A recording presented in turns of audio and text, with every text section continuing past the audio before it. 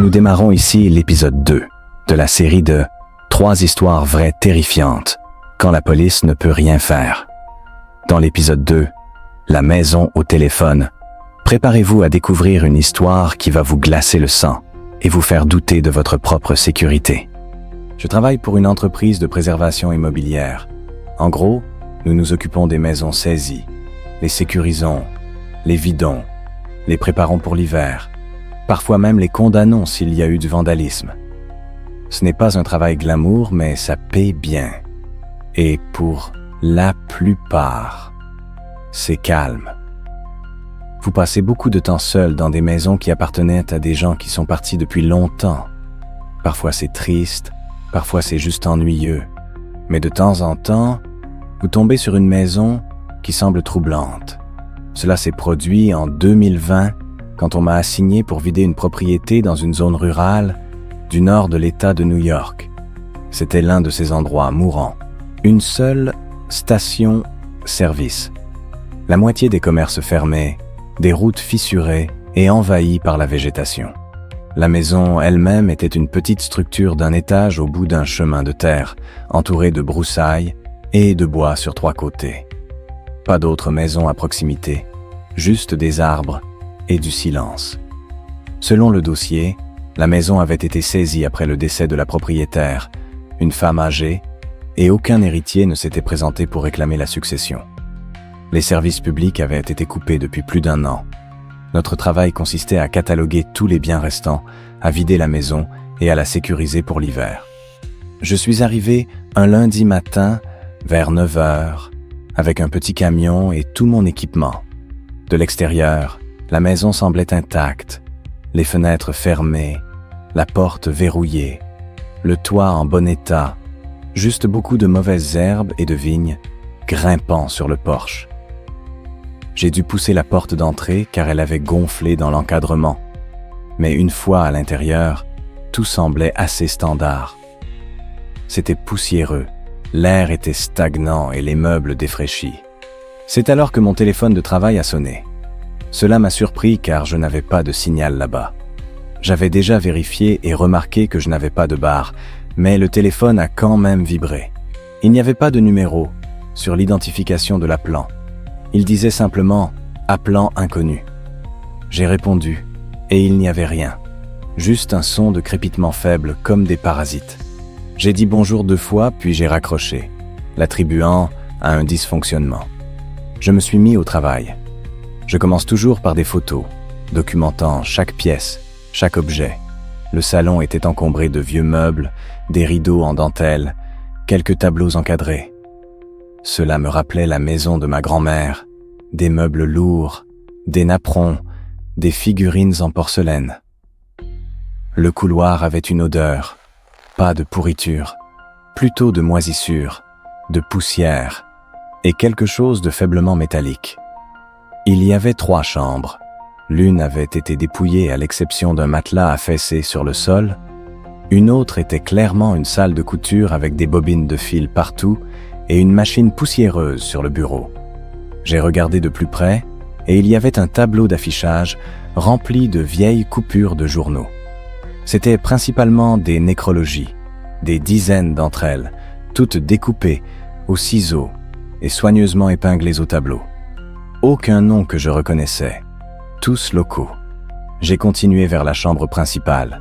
Il y avait un téléphone à cadran sur la table de nuit. Je me souviens m'être arrêté et l'avoir regardé fixement pendant 1 seconde, parce que je n'en avais pas vu depuis des années.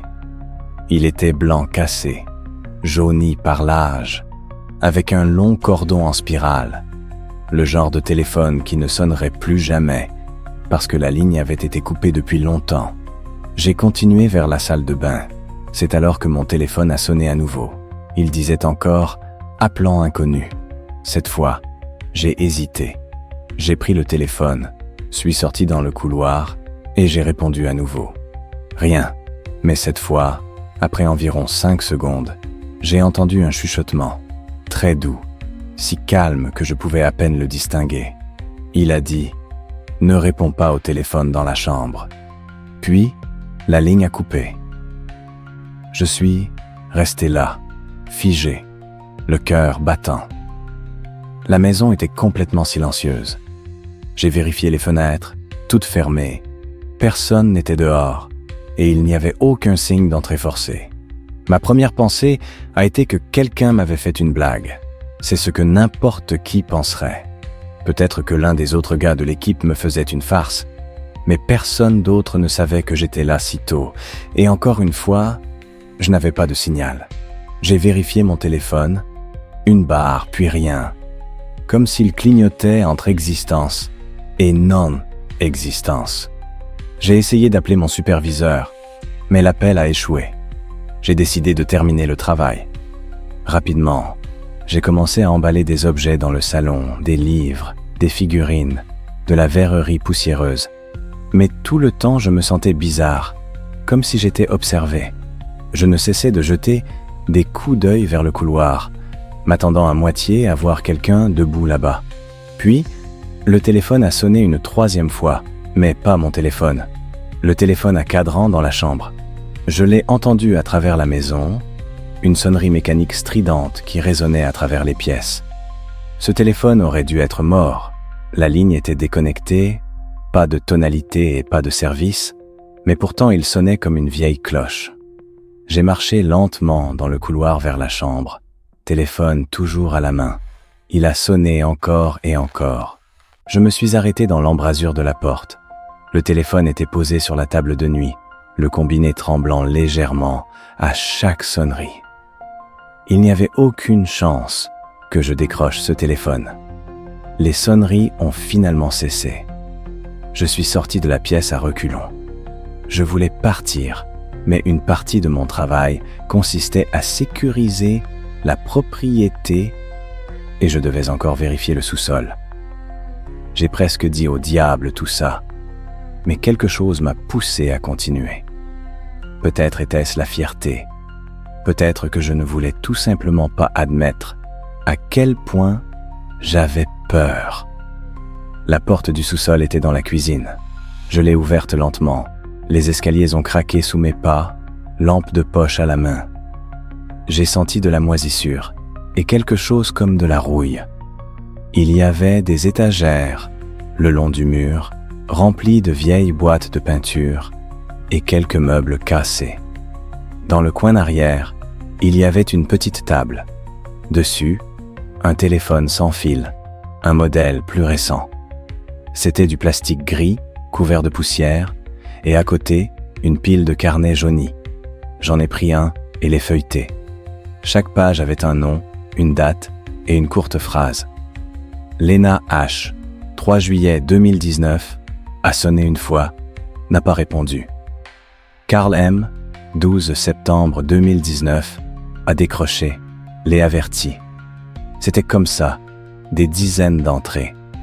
J'ai lâché le carnet et mon cœur a semblé complètement tomber de mon corps alors que je regardais autour du sous-sol, craignant de ne pas être seul là-bas et que quelqu'un m'observe depuis n'importe quel coin dans l'obscurité.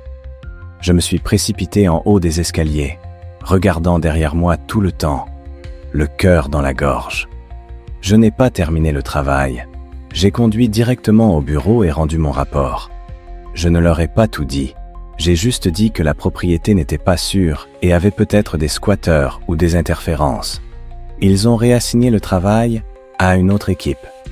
2 jours plus tard, j'ai reçu un texto d'un des autres gars, Marc. Il était allé là-bas ce matin pour finir le travail. Je ne lui avais pas spécifiquement dit ce qui s'était passé. Son message disait « Le téléphone dans la chambre sans service a sonné pendant que j'y étais. C'est quoi ce bordel ?» J'ai immédiatement appelé son téléphone de travail et il m'a dit qu'il n'avait pas répondu au téléphone dans la maison parce qu'il était trop effrayé. Le lendemain, Marc a apparemment démissionné sans préavis et n'est jamais revenu au travail. Il n'est pas mort ni rien, je l'ai cherché sur Facebook et il a posté des trucs depuis, mais je ne lui ai plus jamais parlé. Je ne sais pas ce qu'il a vu d'autre dans la maison, mais ça devait être quelque chose d'assez grave pour qu'il veuille s'éloigner de ce travail. Mon patron a appelé la police pour signaler les squatteurs potentiels après la démission de Marc, mais ils n'ont trouvé personne à l'intérieur de la maison. Tout dans cette maison, de son emplacement à son intérieur délabré et sinistre, aux appels téléphoniques sur mon portable, et cette voix sur cette ligne, et ce foutu téléphone de maison qui sonne. C'est comme si je m'étais retrouvé dans un véritable film d'horreur.